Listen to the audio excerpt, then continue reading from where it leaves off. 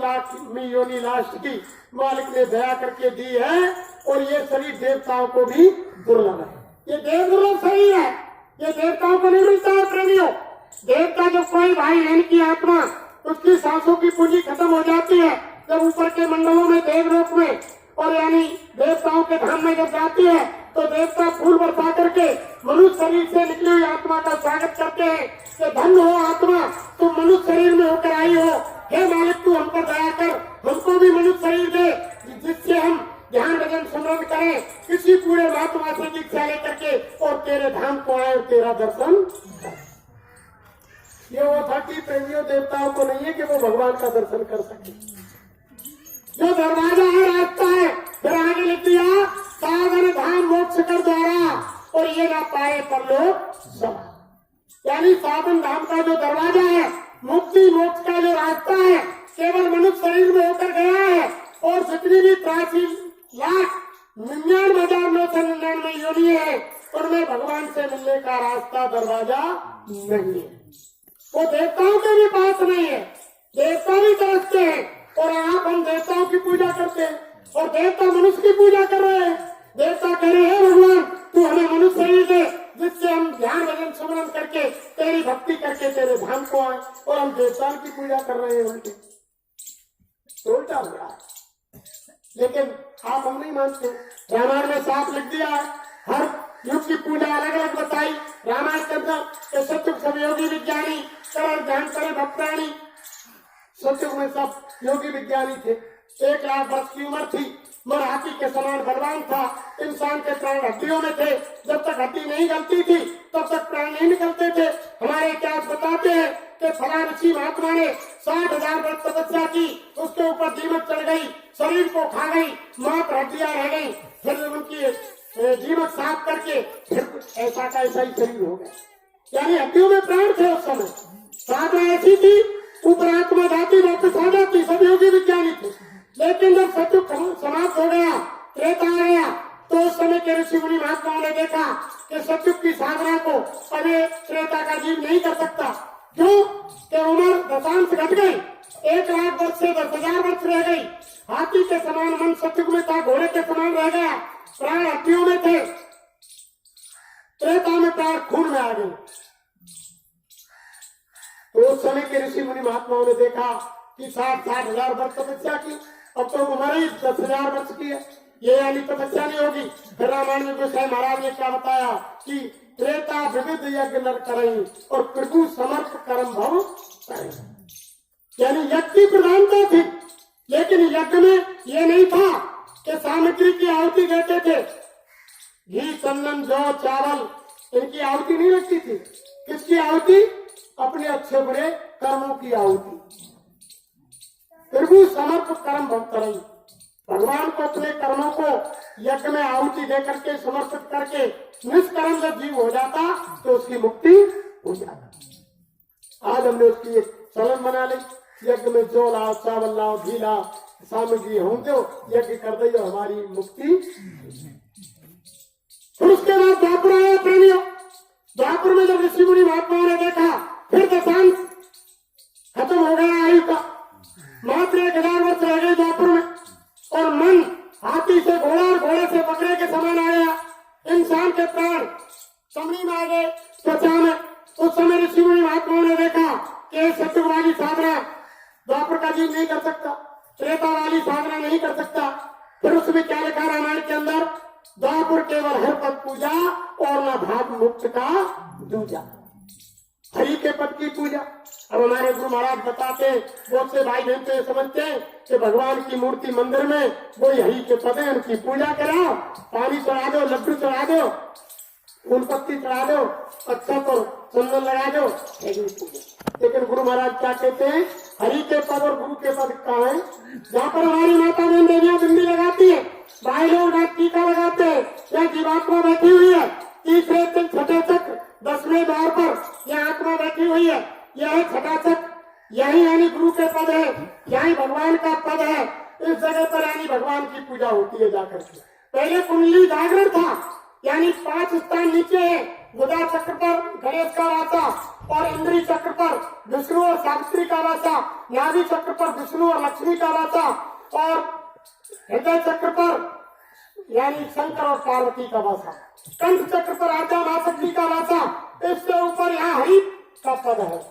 कुंडली जागरण करते थे, कोई कोई बिरला यानी या गुरु के पद पर हरि के पद पर पहुंच पाया, किसी ने एक चक्र को जगाया मृत्यु हो गई, किसी ने 2 चक्र जगाए, कोई कोई बिरला यानी कंठ चक्र पर भी पहुंच पाया। लेकिन संत महात्माओं ने ऐसी नीचे की साधना को खत्म करके ऊपर की साधना यहाँ से ऐसे बता दी, 5 स्थान नीचे 5 स्थान ऊपर, ऐसी सीधी साधना बता। तो ये साधना थी। द्वापर के अंदर लोग अटक जाते थे, तो रामायण में लिखा है कि वेद पुराण श्रुत वो भाई और सूरजई नहीं अधिक अधिक उड़ जाए।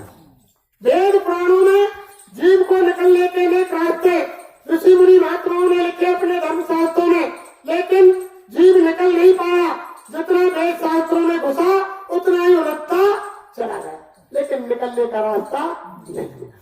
जब धरती पर संत आए, फिर कलयुग आया, फिर द्वापर के बाद कलयुग लग गया। और देखा कलयुग में इस समय के ऋषि मुनि महात्माओं ने, संतों ने कि अब यानी सत्य त्रेता द्वापर वाली साधना तब होगी नहीं, क्योंकि कलयुग के अंदर दशांश फिर घट गया, मात्र 100 वर्ष की उम्र रह गई और 100 वर्ष तो वो पेलेगो यानी संयम नियम पे रहेगो, नहीं 60-70 पे राम नाम सब करेगा। कोई जरूर नहीं पहुंचे, 100 पे तो कोई बिरला बिरला पहुंचेगा।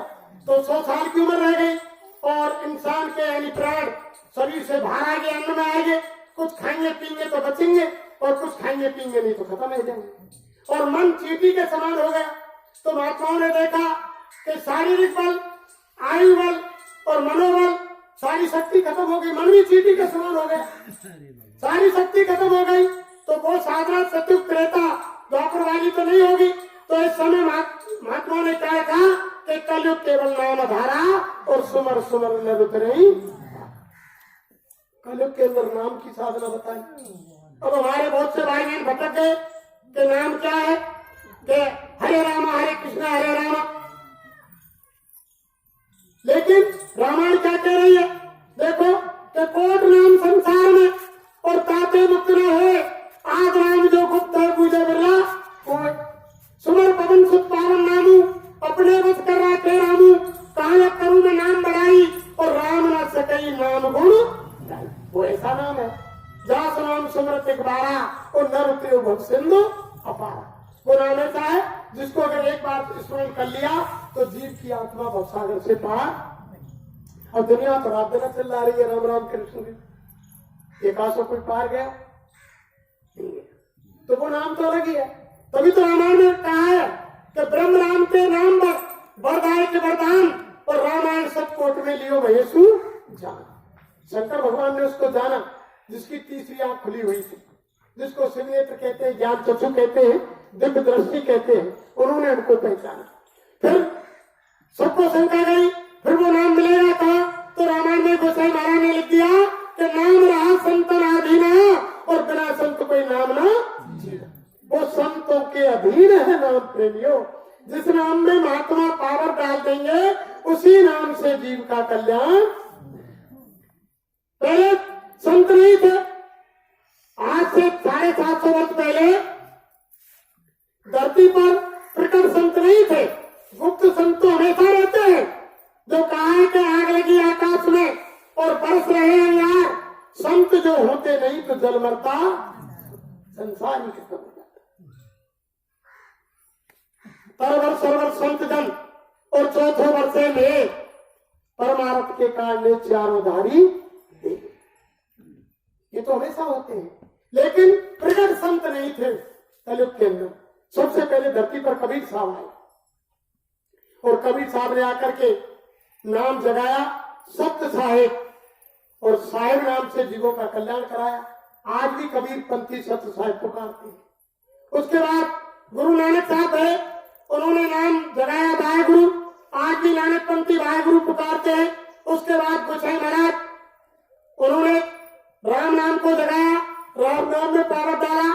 लेकिन गोसाई महाराज ने साफ कहा कि एक राम दशरथ का बेटा और एक राम गटगट में बैठा और एक राम का सकल पसारा और एक राम सबसे ज्यादा।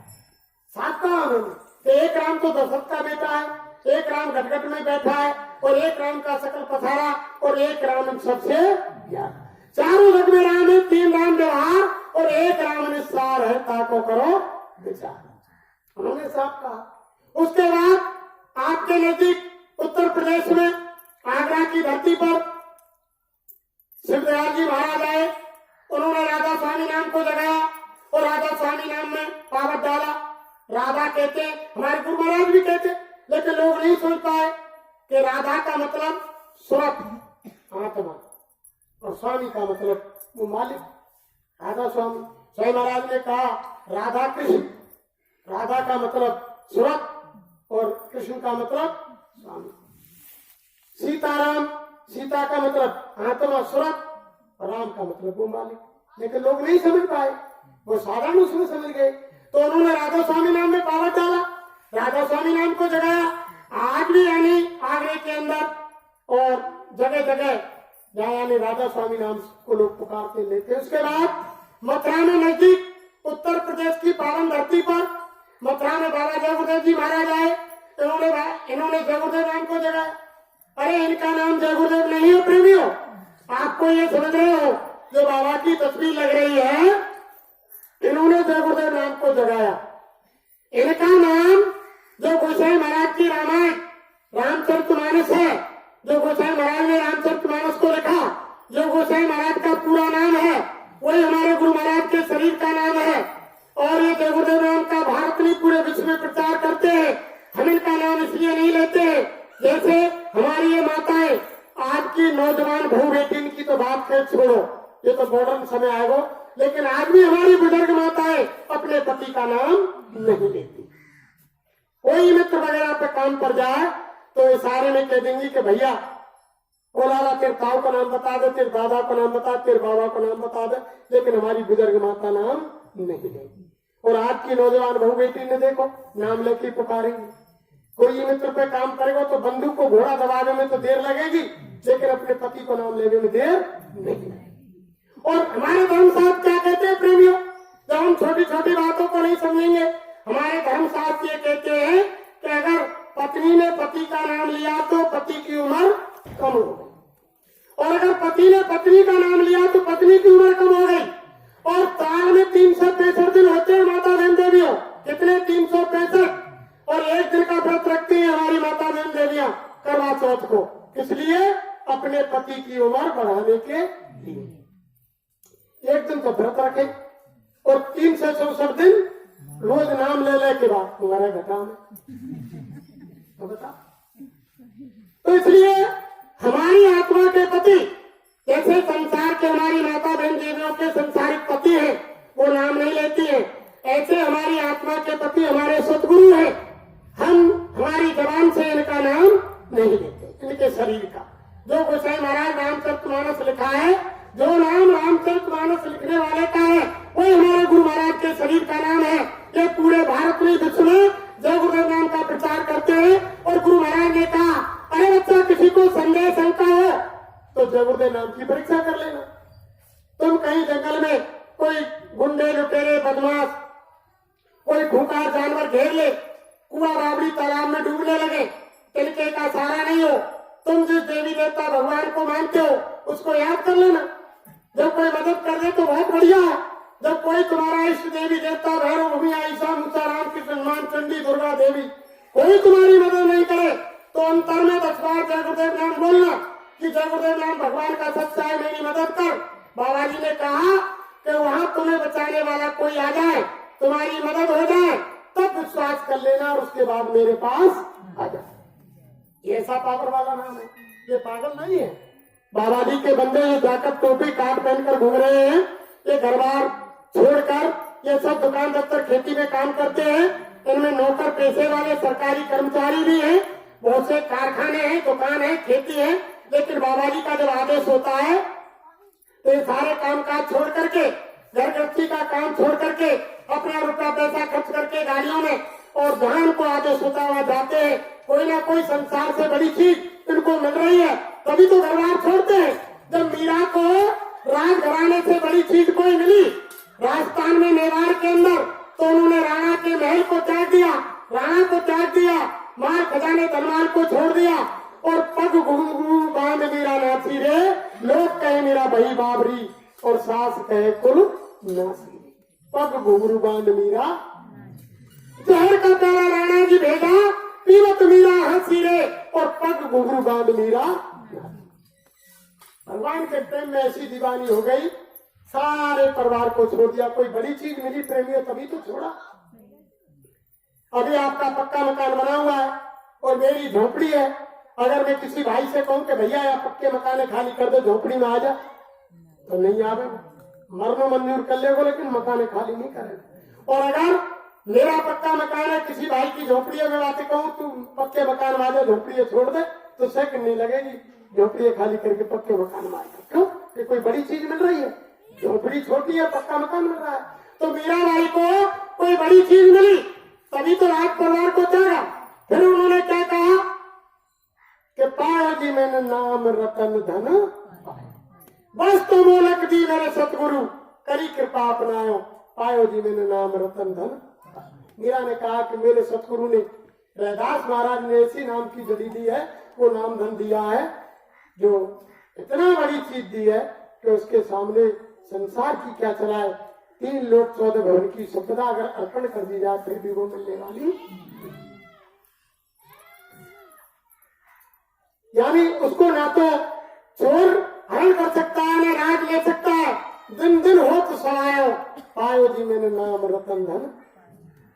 वो तो ऐसी चीज मालिक ने दी। जब कोई बड़ी चीज मिलती है प्रेमियों, कोई ना कोई इनको बड़ी चीज मिल रही है। और संसार में गुरु महाराज ने देखो, हम आपको कोई सत्संग सुनाने नहीं आए, हम आपको कोई उपदेश देने नहीं आए, हम आपको कोई ज्ञान देने नहीं आए, ना कोई हम संत है, ना कोई महात्मा है, ना हम कोई विद्वान है, ना हम कोई वक्ता है, ना हम ज्ञानी है, ना हम विज्ञानी है। हम तो आप जैसे जिम्मेदार के बच्चे हैं। लेकिन गुरु महाराज ने आदेश दिया कि बच्चा मेरा संदेश गांव गांव झोपड़ी झुग्गी नगर कस्बा शहर में जाकर के सुना दो कि आगे समय खराब आ रहा है, बीमारी आ रही है, मुसीबतें आ रही है, लड़ाई झगड़े आ रहे हैं, आपदाएं आ रही हैं, सब लोगों को बचा दो। कोई बाद में ये ना कहे कि बाबा जय गुरुदेव का संदेश हमने नहीं सुना। कानों कान सबको खबर कर दो कि कलयुग में कलयुग जाएगा, कलयुग में सतयुग। और जब देखो प्रेमियों, जब एक युग यहाँ से जाता है दूसरा युग आता है, जब युग परिवर्तन होता है तो धरती पर भारी विनाश होता है। जब सतयुग गया, त्रेता आया, तो हिरण्याकश्यप हिरण्याक्ष और भगवान हरि का बहुत बड़ा युद्ध हुआ, तो धरती पर बहुत बड़ा विनाश हुआ। जब त्रेता खत्म हुआ, द्वापर आने लगा, तो राम रावण का युद्ध हुआ, बहुत बड़ा विनाश धरती पर हुआ। और जब द्वापर जाने लगा तो महाभारत हुआ, तो धरती पर इतना बहुत बड़ा विनाश हुआ। जब एक युग जाता है, अब देखो उस युग की सामग्री अगले युग में काम नहीं देती। तब अभी कुछ दिन पहले गर्मी पड़ रही, मोटी भाषा में गर्मी निकल गई और सर्दी आ गई। और तुम गर्मी वाले खावे के, पीवे के, ओढ़वे के, बिछावे के सामान में काम में लेंगे तो बच सकेंगे? नहीं बचेंगे। अब जा रहे आ रहे, अब तो रजाई कमरन की ऊनी कपड़ान की जरूरत पड़ेगी, और तुम चादरा रात को ओढ़े, पंखा कूलर और एसी चलाएं तो बच जाएंगे। वो समय के अनुकूल यानी रहना पड़ेगा। ऐसे ही जो धरती पर परिवर्तन होता है तो एक युग का सामान दूसरे युग में काम नहीं आता है।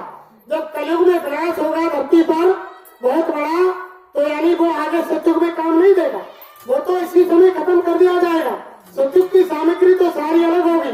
तभी तो बाबा जय गुरुदेव कह रहे हैं कि कहे जय गुरुदेव पुकार, जमाना बदलेगा, प्रजा बहुत मरेगी जग में, लाशें पड़ी सड़ेंगी घर घर में, उठाने वाले मिलेंगे ना यार, जमाना वो समय। क्यों? कि पापी कुटिल कुकर्मिया दुनिया से मिट जाएंगे। सबको जाना है भाई, सतयुग सभी होगी विज्ञान, सतयुग में सब ज्ञानी ध्यानी होंगे, तो पापी कुटिल कुकर्मी जब मिट जाएंगे तभी तो सतयुग आएगा। सतयुग का ऐसे ही थोड़ी आएगा। जो बाबा जी ने कहा कि सतयुग आने से पहले बच्चा तेरा कचूमर निकल। देश वालों नया एक संदेशा सुनो, इस धरा पर ही सतयुग उतर आएगा। लेकिन सतयुग आने से पहले तो कचूमर निकलेगा, और उसके बाद आएगा। तो बाबा जय गुरुदेव कह रहे, अगर तुम उस महामारी और उस मुसीबत से बचना चाहते हो तो आप शाकाहारी हो जाओ। शाकाहारी का मतलब कोई ऐसा बुद्धि नशा मत करो जिससे माँ बहन बहू बेटी की पहचान खत्म हो जाए। किसी जीव की हिंसा मत करो, जीवों पर दया करो। जो आत्मा यानी मनुष्य शरीर में है वही जीव पीछे लगा हाथी तक में है, वही भगवान की अंश है। अगर हमारी उंगली कट जाती है तो हमको आपको कितना दर्द होता है। जब तुम किसी की गर्दन काटोगे वो तो किसी माँ का लाल है, उसको दर्द नहीं होगा, उसमें तो जीवात्मा है। तो देखो एक छोटी सी बात पर ही हमारी माता बहन देवियां भोजन बनाती।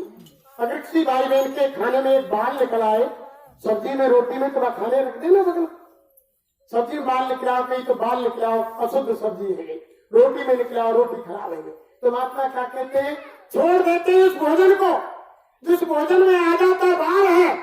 फिर मांस मछली अंडा क्यों खाते, वो भी तो किसी माँ का लाल है। भाई माता बहन को बाल आ रहा बाल के भोजन अशुद्ध है वो तो वो भी तो किसी माँ के लाल है। मछली अंडा मुर्गा गधा घोड़ा ऐसा सुअर ये सब किसी माँ के बच्चे ही तो है, फिर उनको तुम काट कर क्यों खा रहे हो।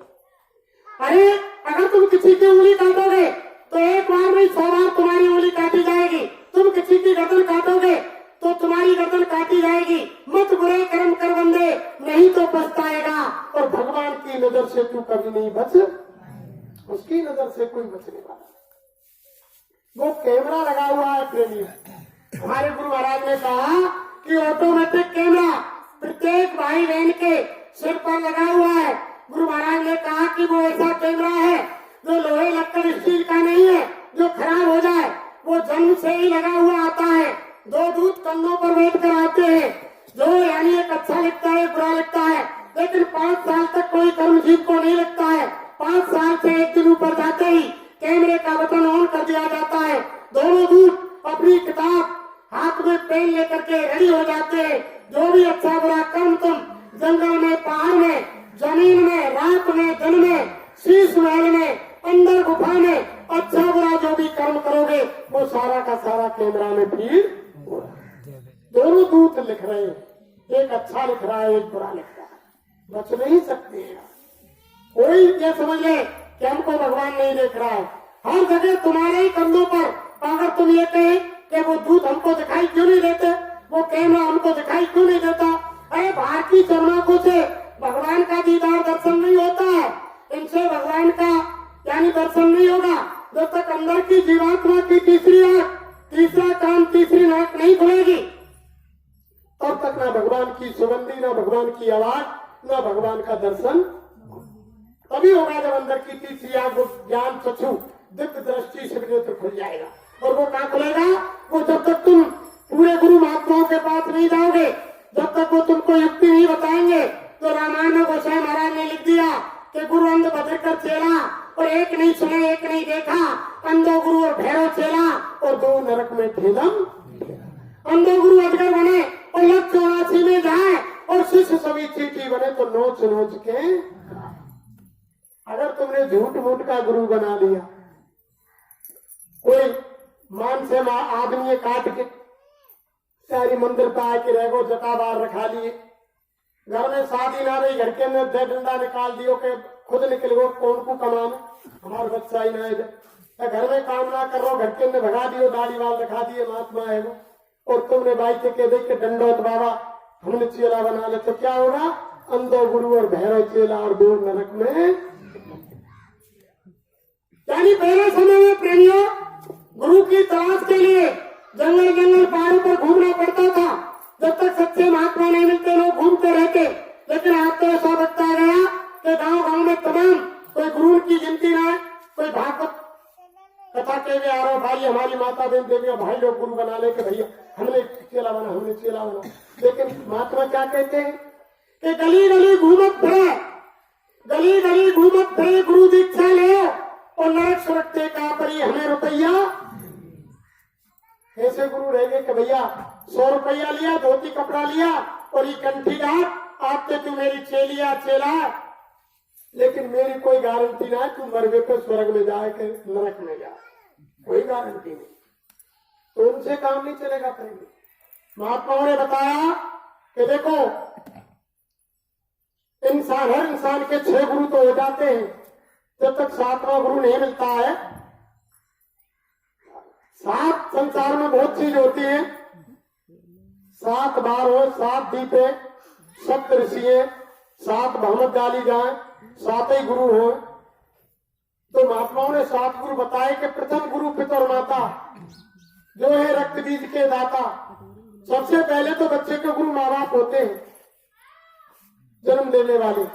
जैसा संस्कार बच्चे पर डालेंगे वैसा संस्कार बच्चे में आ जाएगा। दूसरा गुरु भाई वो दाई और गर्भवास की मैल छुड़ाई, दूसरे गुरु वो दाई होती है। महात्मा कहते हैं पहले गुरु माँ बाप है, उनका आदर सत्कार करो, उनके आदेश का पालन करो, लेकिन वो आत्मा की मुक्ति नहीं कर सकते। आत्मा की मुक्ति के लिए तो तुम्हें गुरु की तलाश, लेकिन उनका आदेश पालन करो, उनकी सेवा करो। दूसरा गुरु भाई वो दाई, गर्भवास की मैल छुड़ाई, दूसरा गुरु का दर्जा जो दाई माई को दिया, जो बच्चा जमती है, पैदा करती है, बच्चे ऊपर जो गंदगी आती है, माँ के गर्भ से उसकी सफाई करती है, नहा धुला करके जब माँ की गोदी में देती है, दूसरा दर्जा दाई को दिया। वो भी अगर तुमको रास्ते में मिल जाए तो उसको भी दंडवत प्रणाम करो, क्योंकि गंदगी की सफाई सबसे पहले उसने ही की, लेकिन वो आत्मा का कल्याण नहीं कर सकती। फिर कहा तीसरा गुरु नाम जो धारा, गांव देश के लोग पुकारा, जब बच्चा महीना 2 महीना 4 महीना पह जाए, जब घर में पंडित बुलाने के चौका पोछा करो, घर में खीर पूरी बनाओ, रसोई बनाओ और निमंत्रण दे दो पंडित को, घर शुद्ध हो जाएगा, सुबह तक खत्म हो जाएंगे और बच्चा को नामकरण संस्कार हो जाएगा। जो बच्चे का नामकरण संस्कार करता है उसको तीसरा गुरु कहा। तीसरा गुरु नाम जो धारा, गांव देश के लोग पुकारा। महात्मा कहते हैं वो भी तुमको कहीं मिल जाए, उसका भी आदर करो, उसको भी यानी प्रणाम करो, लेकिन आत्मा की मुक्ति उससे भी। फिर बच्चा बड़ा हो गया। चौथा गुरु जो शिक्षा देना, तब संसारी मार्ग छीना। जो चौथे गुरु का दर्जा, जो बच्चों को स्कूल में शिक्षा देते हैं अध्यापक मास्टर, वो चौथे गुरु होते हैं। उनका भी आदर सम्मान करो, उनके भी आदेश को मानो, यानी भौतिक शिक्षा उनसे प्राप्त करो, उनसे भी आत्मा का कल्याण नहीं है, यानी गुरु की तलाश आगे करनी पड़ेगी। फिर जब शादी के समय जब 5वां गुरु बनाया जाता है, जब वो आता है पंडित, वो पूछता है कि तुमने गुरु बना लिया कि नहीं बनाया, लो जनेऊ लो और ओम नमो भगवते वासुदेवाय नमः ये मंत्र है, आज से तुम मेरे चेला हो और मैं तुम्हारा गुरु। यानी 5वां गुरु जो दीक्षा देना, राम कृष्ण का स्मरण कीना, उससे भी जीव की मुक्ति नहीं। फिर बुढ़ापो आएगा, शादी हो गई, सब काम है गए, 2 करा की खाट मकान पे बाहर निकाल के बंगला पे बिछा दे, करसिया में पानी भर गए, 4 दिना को 6 दिना को भर रहे हो, 2 करा का कोई हिला दे, कोई सुने ना हो कि लाला कौन से जा रहे हो। कोई जब बूढ़े बड़े जाए, जब वो पूछे कि कौन है भैया, राम राम देव गुरुदेव करेगा कुछ, बोले भैया फलानो वन की का है, भैया कछी ना आ, चलती को नाम गाड़ी है। और कोई ना पानी को पूछे, भैया करसिया में 6 दिना को पानी भरो, कोई रोटी गाजा गाजा ना गाओ, जब वो खाके अरे के भाई को ध्यान दार। 6वां गुरु भ्रम सब तोड़ा और ओंकार से नाता, उसी बालक का ध्यान दर, लेकिन जीव की मुक्ति उससे भी नहीं है प्रेमियों। वो भी तुमको मिल जाए, संसार के भ्रम को खत्म करने वाला कि ये संसार धोखा है या कोई किसी का नहीं है, सब मतलब के साथी है, तो उसको भी दंडवत प्रणाम करो। लेकिन जब तक 7वां गुरु नहीं मिलेगा, 7वां गुरु सत्य शब्द रखावा और जहां का जीव तहां। जो गुरु महाराज ने कहा कि हम आए हुए देश से और जहां तुम्हारा धाम और तुमको घर पहुंचाओ, ये हमारा एक काम लेकर के गुरु महाराज मैं तुम्हें लेने के लिए आया हूँ। अरे बच्चा, मैंने जय गुरुदेव नाम की इतनी बड़ी झाक इस दुनिया में ला करके लगाई है कि सारे संसार की आत्माएं बैठ जाएंगी, फिर भी स्थान खाली। जब तक 7वां गुरु सतगुरु नहीं मिलेगा, तभी तो रामायण में लिख दिया कि सतगुरु मिले तो सब मिला, नहीं तो मिला न कोई, और माता पिता सुत बांधवा ये तो घर घर सबके घर मिल जाएंगे, माता पिता बच्चे रिश्तेदार धन दौलत, लेकिन सतगुरु नहीं मिले तो कुछ नहीं मिला। तो महात्मा ने कहा कि सतगुरु खोजरी प्यारी जगत में दुर्लभ रतन ये है। इसे देखो, जब हम आप बच्ची की भामट डालते हैं 6 भामट तक तो आपके भी यहाँ बोलते होंगे कि मेरी पहली भमरी आ रही है, अभी तो बेटी बापी 6 भामट तक बोले ना कि मेरी छठी भमरी आ रही है, अभी तो बेटी बापी। वो जब 7 भामट पड़ जाए जब कहा कि मेरी 7 भमरी आ रहे, अब तो बेटी साजन की अपने पति की। तो जब तक ऐसे जब तक सतगुरु नहीं मिले 6 गुरु तक तो जीव का कोई कल्याण करने वाला नहीं है। जब तक यानी सच्चा सतगुरु नहीं मिलेगा आत्मा का कल्याण नहीं होगा।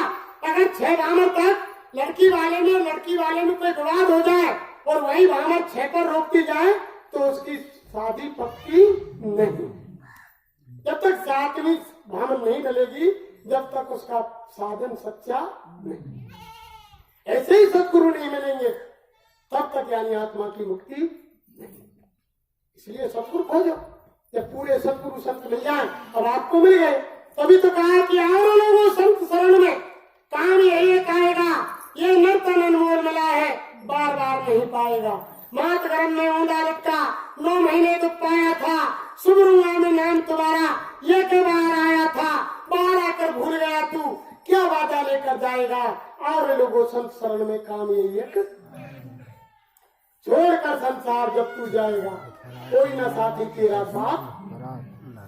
क्या कहता मेरा ये दुनिया रहना बसेरा, या कोई ना रहने पाता, ये चंद्रग्रहों का डेरा, हम सुर जाएगा कोई ना साथी तेरा साथ। अरे धर्म प्रेमियों में सब संसार, बीवी बच्चे नाती पोता रिश्तेदार सब मतलब के, अंत समय में तुम्हारा कोई साथ नहीं देगा। सच्चे साथी महात्मा होते हैं जो इस लोक में भी काम आते हैं, उस लोक में भी काम आते हैं। इसलिए धर्म प्रेमियों, ये बाबा जय गुरुदेव जी महाराज तो आपको बताना चाहते हैं, अगर आप शाकाहारी हो गए, मांस मछली ने खराब का सेवन छोड़ दिया तो आने वाले खराब समय में आपकी रक्षा हो जाएगी। और समय निकाल करके भजन कर लो। जो माँ के गर्भ में वादा किया भगवान से उस समय के दुख में सुमरन सब करे, सुख में करे न कोई, और जो सुख में सुमरन करे तो दुख का दुख में सुमरन किया। तो माँ के गर्भ में आप हम उल्टे किए हुए थे, माँ के मलबूत की बदबू हमारे मुंह के ऊपर होकर गुजर रही थी, कई झंडियों में बंद थे और हमारे चारों तरफ वो बदबूदार तरल पदार्थ घूम रहा था, और माँ जैसा ठंडा गर्म तीखा चटपटा भोजन करती, उसकी तकलीफ जब हमको होती तब मालिक से हमने गुहार लगाई कि अब प्रभु कृपा करो यही भांति, और सब तज भजन करूं दिन। जब माँ के घर में वादा किया, हे मालिक तू मुझ पर कृपा कर, इस काल कोठरी से बाहर निकाल। अब की बार तो मैं भूल गया, लेकिन अब की बार जमीन पर जाके नहीं भूलूंगा, 24 घंटे तेरा ही भजन करूंगा। 24 घंटे का वादा किया, लेकिन जमीन पर आके क्या हुआ कि पड़ा घूम जब डाबर पानी और दिन जी गई माया, माया की छाया ने दबोच लिया और भगवान के भजन का वादा भूल गया। हम आप क्या सिखाने लगे कि बेटा मम्मी बोल, पापा बोल, दादा बोल, अम्मा बोल, ये तुम्हारी भैंस है, ये तुम्हारा मकान है, ये तुम्हारा घर है, ये गाड़ी है, ये मोटरसाइकिल है। संसार की चीजों का ज्ञान कराया, भजन का वादा किसी ने याद नहीं दिलाया। उसी वादे को याद कराने के लिए महात्मा धरती पर आते हैं। तभी तो गुरु महाराज ने कहा कि हमारे हुए देश से जहाँ तुम्हारा धाम और तुमको घर पहुंचा दो, ये हमारा एक काम लेकर के गुरु महाराज। इसलिए समय निकाल करके भजन कर लो, मनुष्य शरीर को सार्थक कर लो। मनुष्य शरीर भजन से ही। रात दिन पार्वती पूजा यानी शंकर पार्वती की पूजा करते हैं, लेकिन पार्वती ने शंकर भगवान से पूछा, देवों के देव महादेव मुझको तुम ये बताओ कि संसार में सत्य क्या चीज है। तो रामायण में गोसाई महाराज ने क्या लिखा, भगवान शंकर ने क्या कहा पार्वती से, हे उमा हे भवानी सुनो, उमा कहूँ मैं अनुभव अपना, और सत्य हर भजन जगत सब सब। भगवान ने कहा अरे मंदिर पूजा मत करो और तीर्थ करो 1000, और दया धर्म मन में नहीं तो सब कुछ है कुछ भी नहीं। सास बहू में झगड़ा हो रहा है, सास बहुते ना बोल रहे, बहू सास के ना बोल रहे, वैसे दोनों नौरसान को बैठो, अलग अलग दोनों की चौकी लग रही है, मंदिर में पूजा करवे दोनों अलग अलग जा रही है। तो बताओ देवी माँ पूजा को स्वीकार कर लेगी? नहीं करेगी। क्यों? कैसे देवी माँ तो बहू की सास है। अगर तुम उससे मिन्नत मांगोगे, पूजा करोगे, उसकी आदेश का पालन करोगे तो यानी आशीर्वाद तो वो माँ देगी असली। सारी चीज जब हम घर में चीजों को नहीं करेंगे तो भगवान कैसे प्रसन्न हो जाएगा। भगवान कभी तो प्रश्न होगा ना घर में, यानी आपस में प्यार प्रीत होगी, सुख शांति होगी, अमन चैन होगा। घर में खूब पैसा भरा हुआ है, खूब खीर पूरी हलवा और तमाम मिष्ठान बने हुए हैं, सास बहू में झगड़ा हो गया या पति पत्नी में झगड़ा हो गया, लड़ाई बाज गई, खीर की डेगची उधर जा रही है, पूरी की छबलिया उधर, हलवा उधर, एक कोने में सास, एक में बहू, एक में ससुर, एक में छोरा बैठो, ना खा रहे ना कोई खान ले। और अगर परिवार में सुनती है, चटनी रोटी सब्जी रोटी बनी है, सारा परिवार बैठ करके खा रहा है, तो वो यानी पूरा परिवार स्वर्ग के समान। वही चीज तो बाबा जी सिखलाते हैं, वही चीज तो बाबा जी सिखलाते हैं कि पोथी पढ़ पढ़ जगमुहा और पंडित हुआ न कोई, और ढाई अक्षर प्रेम को पढ़े सो पंडित। वही तो प्रेम सिखला रहे बाबा जी, वही सिखला रहे। तो देखो प्रेमियों, समय कम है। कल का कार्यक्रम बदुआपुर की रेलवे स्टेशन के पास, जब 5, 6, 7 मई 2006 गुरु महाराज के काफिले का समापन हुआ, उसमें हम भी इनकी दया से अधम नीच पापी पामर एक तुच्छ गुरु के चरणों के सेवक हम भी आए थे उस समापन में। आज फिर पुनः अवसर मिला कि आपके यहाँ हम दोबारा आए। तो देखो महात्माओं ने पहले इशारा कर दिया, 5 मिनट और मिलूंगा। देखो सबने कहा, राम ने भी कहा पहले, जो आगे समय चल रहा है, पहले समय में देखो कोई सारंगी वाले आ रहे हैं ना, सारंगी वाले घरघरा रहे, तो रामचंद्र कह रहे सिया से ऐसा कलयुग आएगा और हम चुगेगा दाना तुनका कौआ मोती खाएगा। गावे ना भी सारंगी वाले, तो हमने समझे क्या करें। एक बार भगवान राम ने त्रेता के अंदर सब अयोध्यावासियों को इकट्ठे करके और तब कहा कि रामचंद्र कह रहे सिया से ऐसा कलयुग आएगा और हम चुगेगा दाना तुनका मोती कौआ। धर्म भी होगा, कर्म भी होगा, परंतु शर्म नहीं होगी। बात बात पर बेटा माता पिता को आंख दिखाएगा और रामचंद्र कह रहे सिया से ऐसा कलयुग। तब अयोध्या के लोग ये कह रहे कि भगवान क्या कह रहे, यहाँ तो रामराज है ना हमारे, दैविक दैविक भौतिक तापा और रामराज काहू नहीं जाता। राम के राज्य में शारीरिक दुख, प्रकृति को प्रकोप, मौसम का तकलीफ, कोई भी तकलीफ नहीं थी। मानव भारत नहीं था रामचंद्र के राज। ऐसा समय था भगवान राम के समय में, अगर बरसात की जरूरत पड़ रही, 5 भाई बहन इकट्ठे हुए और हाथ उठा के कह दिया हे भगवान बरसात, खेत सूखे, बरसात होनी चाहिए। 8 घंटा तो जब लगो बरसात आ जाए, ऐसा समय था। उस समय जब भगवान ने कहा तो लोग बड़ा आशंका कर रहे थे कि महाराज ऐसा समय कैसे आ जाए, तो आज आ गए। यानी जो बीच में द्वापर था 8,64,000 वर्ष का, उससे पहले भगवान ने बता दिया कि कलयुग में ऐसा समय आएगा। आज देखना है तुम, अगर औलाद के कोई माँ बाप कहे कि लाला या कामिनियों को खराब कर रहा तो फटकार दें, चुपचाप तेरे करे वो जाओ करे, हमको ना करे, हमारा तरीका करेंगे हम चुपचाप। तो रोटी तो देनी है, रोटी देनी, फटकार।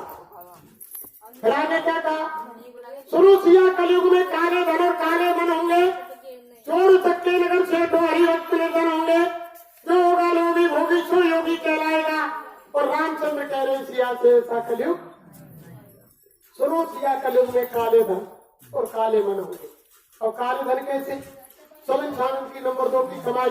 देखो धर्म जा, कर्म जा, ईमान जा, इज्जत जा, भाईचारा जा, समाज जा, रिश्तेदारी खत्म हो, लेकिन क्या चाहिए सब पब्लिक है, पैसा। कुछ भी है जा, लेकिन पैसा चाहिए आज के जमाने।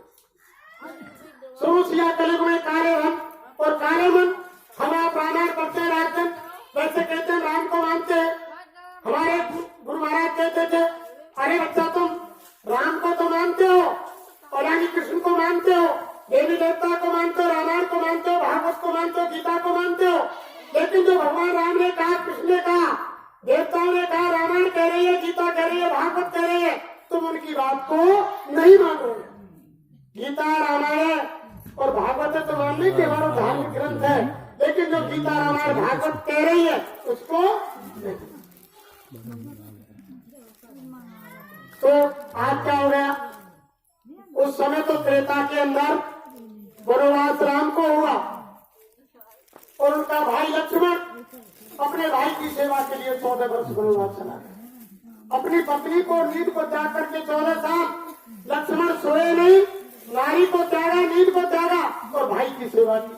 और आज क्या समय हो गया, भाई भाई के खून को प्यास हो, भाई भाई की शकल देखवाना चाह, भाई भाई की ये प्रवृत्ति अंदर हो गई कि छोटा बड़ा भैया मर जाए या की शादी नहीं हो या शादी हो जाता बच्चा नहीं हो तो आप खेत मेरे छोरान के नाम आ जाए। कोई बड़ी शादी हो, 4 पहिया की गाड़ी मिले, ऐसी प्रवृत्ति लोगों की। और सब क्या कहते हैं कि रामायण माने सुनो सिया कलयुग में काले धन और कारा मन होंगे, चोर चक्के नगर सेठ हो और नीचे से ऊपर तक तुम देख लो तो राजा ही उनको है। कोई भलो आदमी जाएगा तो बाकी लोग कह देंगे पागल है, भाग रहो। कोई भजनानंदी होगो, ज्ञानी होगो, कल से बात कम करेगो, अपनी साधना में लगे रहोगो, फिर बात लोग क्या कहेंगे संता कि पागल है। तो कोई बदमाश आ जाओ जो बात कहेंगे आप भरेगी बैठो, कुर्सी लगाएंगे वो करेंगे। सुनो सिया कलयुग में काले धन काले मन होंगे, चोर चक्के नगर सेठो हरिभक्त नगर होंगे, जो होगा लोभी भोगी सो योगी कहलाएगा। आज देखो कितनी पूजा लोगों ने करी, लोभी और भोगी की, जिनने धन इकट्ठो करो, माता बहन देवी की असमत इज्जत लूटी और लोग इनके काटे के बहुत बड़े बड़े संत हैं। अरे बहुत बड़े संत आज जेलन में पड़े जो लोगों ने मालूम कर। ये सब पहले लिख दिया राम ने, जो होगा लोभी भोगी सो योगी कहलाएगा। और रामचंद्र कह रहे सिया से ऐसा कलयुग वो समय चल रहा है। फिर आगे क्या कहा कि सूने सूने मंदिर होंगे, भरी रहेंगी मधुशाला। आज तुम देख रहे मंदिर में कोई टेम ही ना आएंगी। पहले बुजुर्ग ने पूछो क्या महात्मा के आश्रम हुए मंदिर हुए, हमारे बुजुर्ग सुबह शाम जाए, माई जंगल जाने हुए, हाथ पैर पखारे, भगवान की मूर्ति के सामने या महात्मा के सामने बैठ जाए, सत्संग सुने उनका, या मूर्ति के सामने चद्दर डाली आंख बंद करके और भजन करे, ध्यान लगावे। आज तो किसी को समझ नहीं। साइकिल पे जा रहा हो मंदिर के सामने के निकल रहा, साइकिल की घंटी बजा दो, मोटरसाइकिल पे जा रहा हो तो हॉर्न बजा दियो, 4 पहिया की गाड़ी पे जा रहा हो तो हॉर्न बजा दियो कि देवता ने मेरी पूजा सुन ली। पैदल जा रहा हो तो मंदिर के दरवाजे पे हाथ जोड़ के ढोक दे दी, मंदिर में जाने के लिए समय। सूने सूने मंदिर होंगे, भरी रहेंगी मधुशाला। और आप क्या भरी है मधुशाला? मधुशाला कहते दारू का ठेका, शराब का ठेका। शाम को 4 बज जाते को नौजवान जैसे मंदिर पर लाइन लगे ना, ऐसे दारू के ठेकान पर लाइन लग गया। तो सूने सूने मंदिर होंगे, भरी रहेंगी मधुशाला और भरी सभा में संग पिता के नाचेंगी घर की बाला। देखो पहले समय कैसा था प्रेम। हमारी बुजुर्ग माताओं से पूछो, कोई शादी विवाह फंक्शन नाच गान हो ना, कोई बुजुर्ग माता पहले समय में जवानी जब निकल के जाए ना करते, कोई बूढ़ो बड़ो बाहर बैठे रहो पौड़ी में और उन्हें टेढ़ी नजर कर दे तो ये हमारी बुजुर्ग माता अंदर घुस जाए, बाहर ना जाए, देख ले। और आज का है, आज तो डीजे बज रहो, जन्मदिन मनो, मारो झगड़ो, कोई फंक्शन है रो, माई बाप बेटी बहन भांजी बुआ भतीजी पूरा परिवार नाच रो है, शर्म खत्म। बड़ी सभा में संग पिता के नाचेंगी घर की वाला। पहले समय में आपने देखा नहीं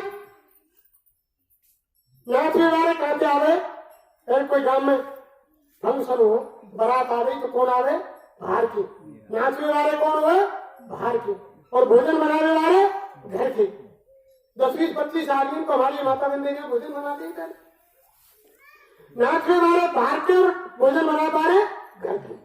और अब 5 आदमी बाहर के आएंगे तो नाचने वाले कौन? घर के। और भोजन बना पा रहे बाहर के। हलवाई लगे जाएंगे घर में। और पहले समय में लैट्रिन कहाँ जाए हम? जंगल में बाहर। और भोजन कहाँ करें? घर। और आज क्या हो गया? अगर दोनों पति पत्नी अगर नौकरी पे हैं तो घर भोजन ना बनाने, होटल में खा के भोजन आएंगे बाहर। और पति कहाँ करेंगे? आके भोजन कहाँ करेंगे? बाहर। सारा समय परिवर्तित हो गया। और गुरु महाराज ने सारी बात देखो, जब धरती पर विनाश की तैयारी होती है तो साईं महाराज ने समय कम है, कम से कम 4 घंटा कार्यक्रम चलता है। देखो गुरु महाराज ने बताया कि जब धरती पर विनाश की तैयारी होती है तो समझ लो ये सूचक होते हैं। एक घर में खाट पर बैठी पत्नी किसी मर्द को देख करके खड़ी नहीं हो तो समझ लो कि विनाश की तैयारी है। आज भी हमारी बुजुर्ग माताएं घर के परिवार का कोई सदस्य देवर जेठ कोई छोटा कोई भी आ जाए तुरंत खाट पर बैठी होंगी तो नीचे आ जाएंगी। लेकिन आज की हमारी नौजवान बहू बेटी ने देखो खाट पर बैठी रहेंगी, पति आ जाएगा पर धरती में वो भले ही जिसको बैठी है सिराने में उनको पति भले सामने मामा के बैठ पर खड़े को काम ये विनाश की तैयारी है, ये सूतक है।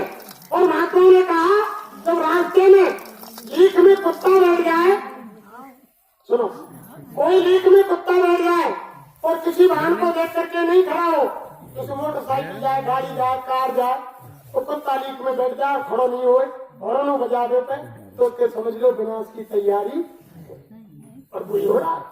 कुत्ता बैठ जाएगा लेकिन खड़ो, बहुत से सारे सूतक है, ये तैयारी हो रही। इसलिए बाबा जी का कहना है और शाकाहारी हो जाओगे तो बीमारी से बाबा जी तो बचा रहे हैं और शाकाहारी हाथ जोड़कर बने हमारी हो जाओ सब। और बाबा जय गुरुदेव की अर्जी है और आगे आपकी, और प्रेम से बोलो इन्हीं शब्दों के साथ हम हमारी वाणी को विराम देते हैं। अगर उनसे कोई कहने सुनने में कोई अपशब्द निकला हो और किसी भाई बहन के हृदय में ठेस पहुंची हो तो उनको राजस्थान के हैं, इसलिए सभी भाई बहन हमें माफ करें अपना छोटा समझ के। जय गुरुदेव, जय गुरुदेव। ये भाई शैलेंद्र की गुरु महाराज की दया और बीच के बिचौलिया भाई शैलेंद्र, इन्होंने बुलाया, गुरु महाराज की दया हुई। आप भाई बहनों के दर्शन करके हम राजस्थान वासी हम अपने आप को धन्य समझते हैं। हम सभी आपके दर्शन करके धन्य हैं। ऐसे लोग के गुरु महाराज की दया से मिलते हैं। हम आपके सभी के चरणों में सादर जय गुरुदेव। जय गुरुदेव। आप देख रहे हैं जय गुरुदेव चैनल। यदि आप पहली बार देख रहे हो सब्सक्राइब करें, लाइक करें, जय आरती और आरती के बाद मालिक का प्रसाद।